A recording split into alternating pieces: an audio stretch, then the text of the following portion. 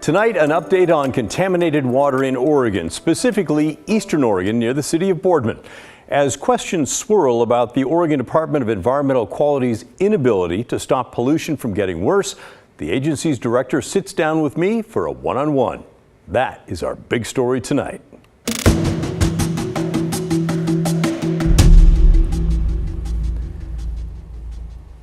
Before we get too far here, I want to tell you that you should care about this topic and this discussion, whether you live near the site or not, whether you live in Oregon or not.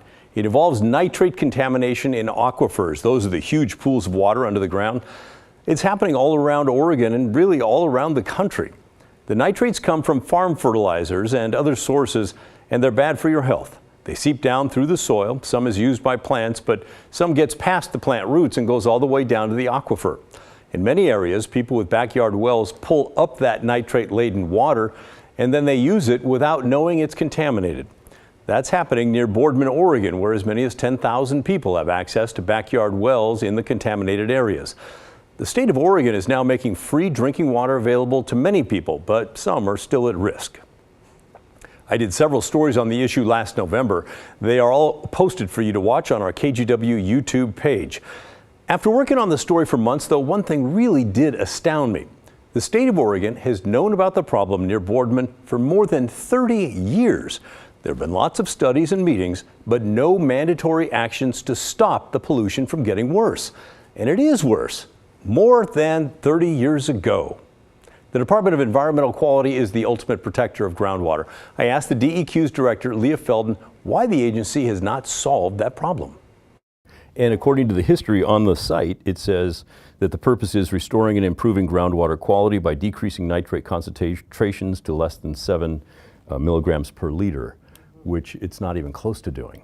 So is it working?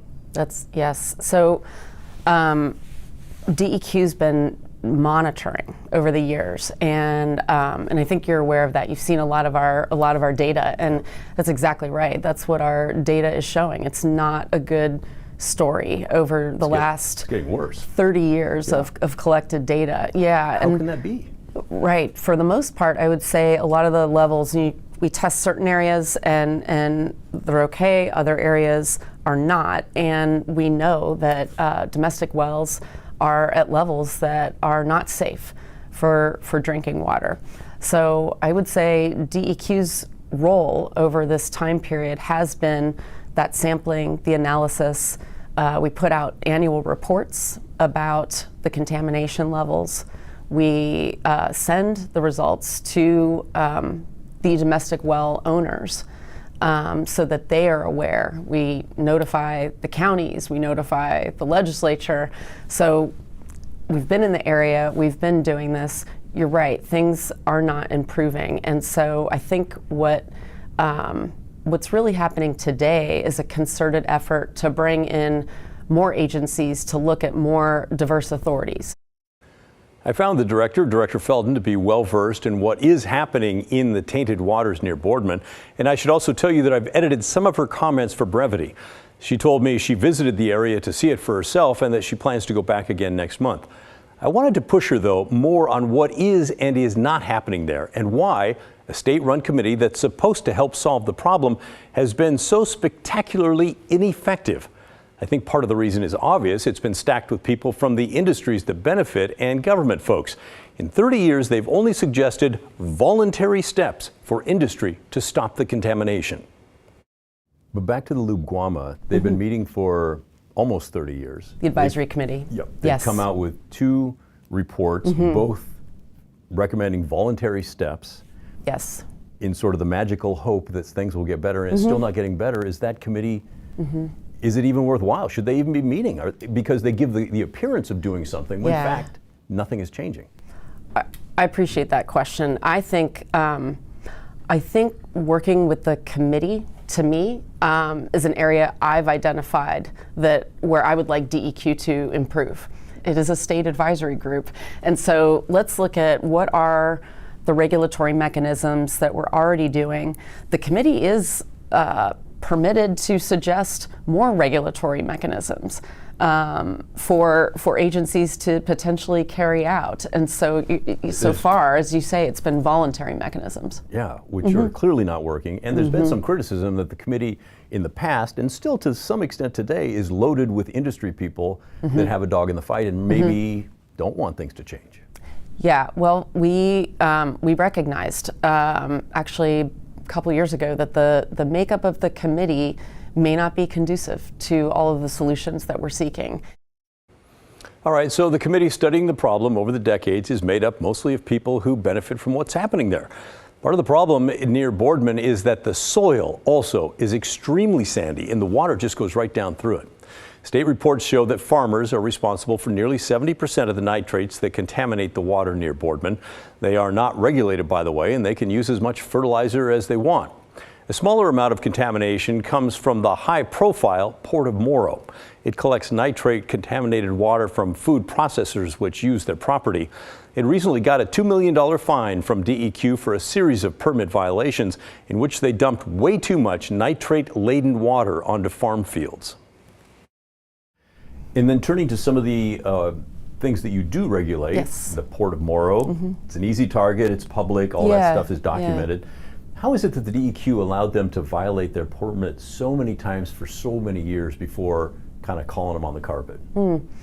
Well, so the port has been regulated for many years. You know, what's to my understanding, what's really occurred is just quite a bit of expansion in the last 15 years in particular. So we first started seeing violations in terms of excess nitrogen loading in 2010.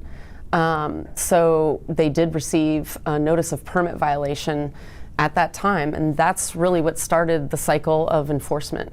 We've issued 4 penalties to the port since that time. So most people are really thinking about the most recent one, the big one, the $2.1 million penalty, which is one of the 3 highest penalties this agency has ever issued in its entire history.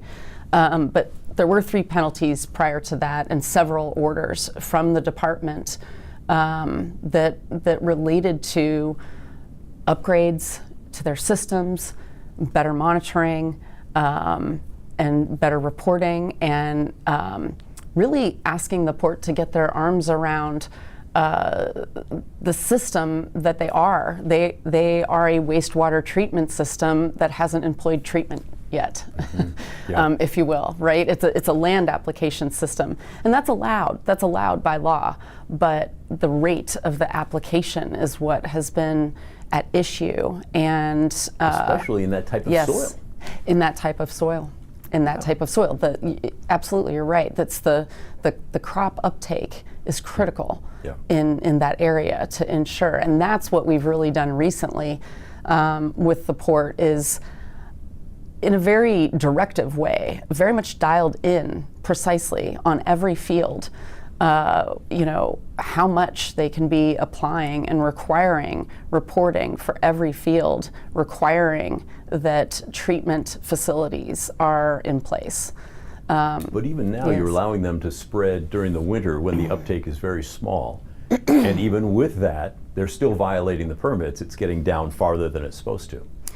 There are some new aspects to that, though. The winter irrigation is only allowed for another winter cycle. And so what we've done with the permit renewal. Sorry to interrupt, but why allow it at all? The people out there are saying, look, this is a poison that's affecting our water. You're making us sick. Why not just stop it? It's a very logical question. It's one I would have myself as a member of the community. I would definitely have that question as well. So to best explain that, so the port is taking in all of this industrial wastewater, as we know, from food processors, and you know, it's a connection to all of the agricultural businesses really in the area. They bring this in, and when they go to land apply, winter irrigation has been identified as a time when the crops really can't uptake as well. So in looking at that, we said, you've got to install treatment, and you've got to increase your lagoon storage, and more acreage is also appropriate if it's low risk acres. So we worked with them to identify a plan that would get them to create all of that needed infrastructure to stop winter irrigation. Between now and then, for the winter application period, they are restricted to applying on low-risk acres. These are areas where there is not a drinking water well around, and they are south of the areas where there are domestic wells. So it's really a system where they have got to focus on those low-risk acres, and there are high penalties if they don't. So but you sort of strayed away from the question of why not just tell them to stop until all that stuff's in place. All the treatment so they can take the nitrates out of the water and all that and make it safe again. Well, there's two reasons. I think you've seen the pie chart and you're aware of how much the port actually contributes. Something like 5% to the overall. 8%. Yeah. Well, that's all land appliers, is about 4.6%. Okay. So generously, let's say the port is that entire 4.6%. If they stop all of their land application tomorrow, those wells are not clean. That drinking water is not really any better. So to me, we have a lose-lose proposition if the port is shut down or prohibited from taking food processed water because we impact the food processors. My understanding is half the people in that region are employed directly or indirectly by the port, the food processors, and the farmers that produce the food. So the lose-lose there is that we impact jobs and we do not improve groundwater. We do not improve drinking water. I want a win-win in this area. The win-win is that people are drinking safe water, healthy water, and that we work with the port on sustainable solutions, that we require that they put in sustainable treatment and infrastructure systems that they have never had before. So that's what I'm working toward. And right now we have the ability to provide people with that safe drinking water through OHA, and we're committed to continuing that program.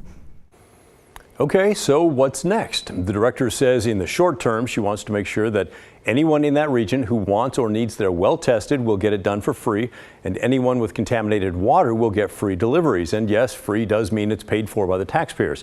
Right now, 424 properties across Morrow and Umatilla counties get free water. In the medium term, she wants to work with communities there to see how they can get people away from using their wells for water. How can they be connected to city water or create their own water districts? And long term, she says it will take decades to figure out how to clean up the contaminated water near Boardman, Oregon. By the way, our conversation lasted much longer than we've shown you here. It's about 25 minutes, way too much time. But we will be posting the entire raw interview on our KGW YouTube page. That's KGW YouTube. You should check it out. And finally, what do you think about all this? Send me an email, will you? The address is thestory@kgw.com, or call and leave a voicemail. The phone number is 503-226-5090. Keep it right here. The story continues right after this.